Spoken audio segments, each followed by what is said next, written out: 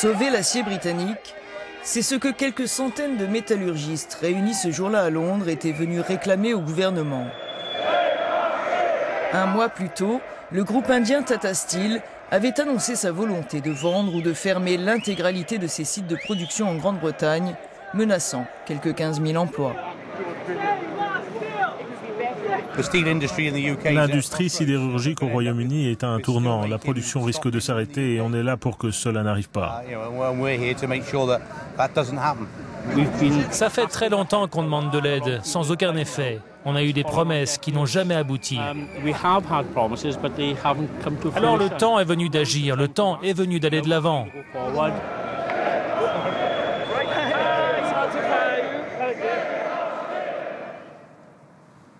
Faire partie ou non de l'Union européenne changera-t-il quelque chose au destin des sidérurgistes britanniques? Nous sommes venus leur poser la question à Port Talbot, leur fief du sud du pays de Galles. De cette usine dépendent des milliers d'emplois dans toute la région.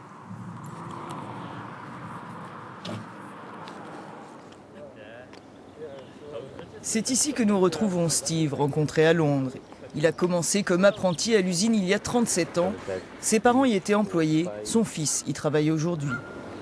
Beaucoup de gens ici travaillent sur le site depuis 4, 5, 6 générations.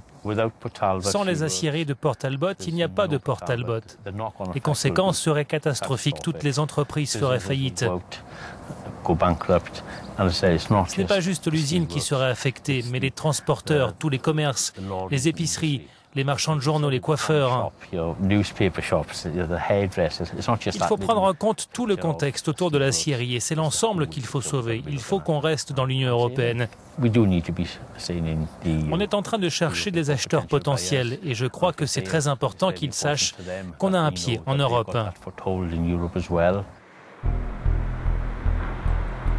Sinistré par la chute de son industrie minière dans les années 80 et la fermeture de sites sidérurgiques au début du siècle, le pays de Galles bénéficie de fonds structurels européens importants. Une aide qui, pour nombre d'habitants, ne répond pas aux incertitudes qui pèsent sur l'avenir économique de la région. Beaucoup ici restent sceptiques face au plaidoyer européen d'un gouvernement qui, disent-ils, ne fait rien pour soutenir la sidérurgie britannique. Les militants pro-Brexit nous ont assuré que 70% de la population locale allait voter pour la sortie de l'Union européenne. Ça reste à voir, mais on va prendre la température dans ce café très fréquenté par les métallurgistes.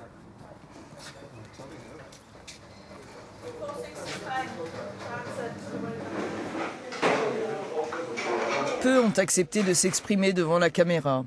Hors micro, les avis sont partagés. Et les partisans du Brexit que nous croisons ici disent vouloir avant tout prendre le contre-pied du gouvernement Cameron. Le gouvernement ne fait rien pour nous, il s'acharne contre nous. Alors maintenant, il faut qu'on se lève et qu'on dise ça suffit. Votons pour sortir de l'Europe et marcher sur nos propres jambes. Il faut bien voir où va l'argent. Il faut garder l'argent qui rentre au Royaume-Uni et ne pas le donner à l'Union européenne. Il faut remettre le pays sur ses deux pieds.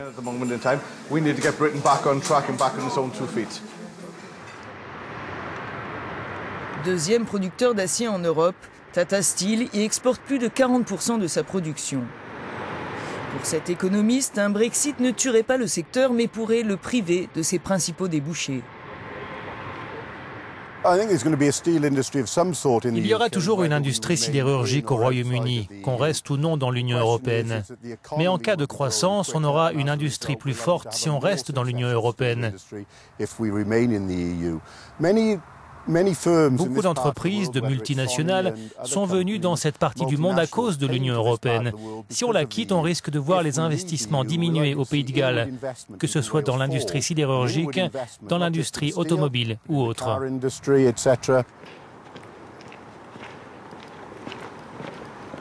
Nous retrouvons des militants pro-Brexit au centre-ville. Qu'il s'agisse des règles sur la concurrence, les aides d'État, les marchés publics ou de l'insuffisance des mesures anti-dumping, le cadre communautaire, disent-ils, ne fait qu'enfoncer la sidérurgie. Pas loin d'ici, ils sont en train de construire un parc d'éoliennes avec de l'acier chinois à cause des règles sur les marchés publics. On ne pouvait pas exiger qu'on utilise l'acier de Port Talbot qui est produit juste à côté. Il y a aussi les taux d'imposition des entreprises. On ne peut pas les baisser à cause de la loi européenne sur les aides d'État. On n'a pas le droit de favoriser nos aciéries. Alors, si on quitte l'Union européenne, on pourrait réduire les impôts sur les entreprises. On pourrait utiliser notre propre acier dans tous les domaines, les éoliennes, le transport ferroviaire, les mines. Il y a beaucoup de bénéfices à tirer d'une sortie de l'Union pour sauver notre sidérurgie.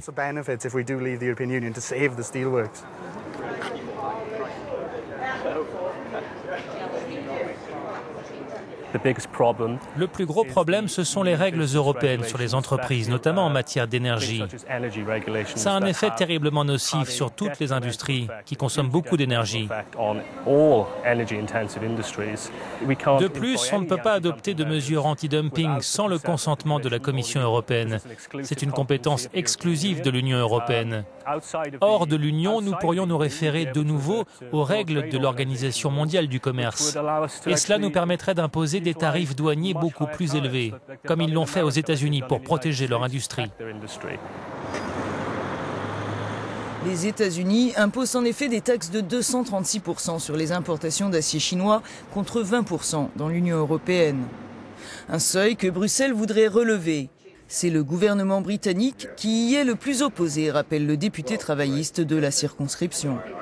Sortir de l'Union, dit-il, coûterait cher à une industrie qui exporte la moitié de sa production dans l'Union sans barrière tarifaire.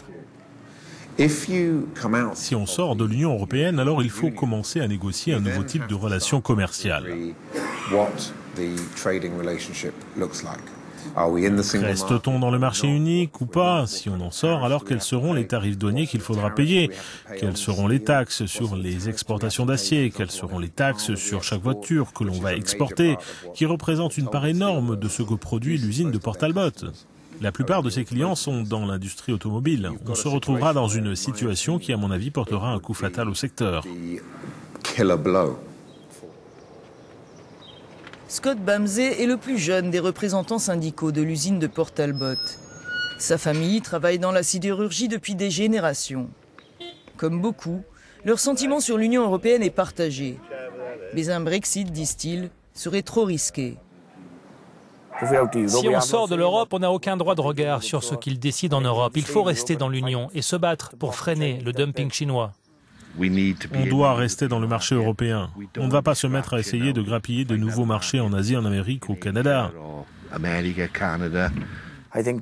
Sortir de l'Europe soulèvera tellement d'inconnus. C'est plus sûr de rester où on est. Il faudrait trouver de nouveaux accords commerciaux si on sort. Et cela ne fera qu'aggraver une situation déjà compliquée.